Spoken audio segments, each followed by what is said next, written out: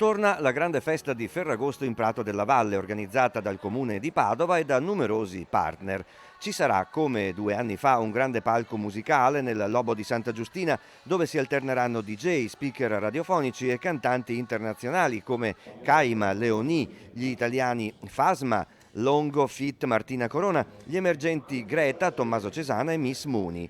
Alle 23:30 Prato della Valle si illuminerà di luci e colori con un tema davvero speciale. Che quest'anno sarà dedicato al tema della pace, quindi fuochi d'artificio, ma al tempo stesso musica e voce narrante con un grande messaggio di pace che Padova lancia in questo momento e in questi mesi in cui abbiamo purtroppo assistito alle tristi vicende dell'aggressione russa in Ucraina. Non solo questo, perché assisteremo all'evoluzione dei fuochi d'artificio, accompagnati dalla musica, dalla voce narrante e particolarmente silenziosi, perché abbiamo concordato con le associazioni, la LAV in particolare, che rappresentano le esigenze degli animali domestici, delle modalità per avere uno spettacolo assolutamente scenografico, assolutamente coinvolgente, ma al tempo stesso rispettoso dell'ambiente e degli animali.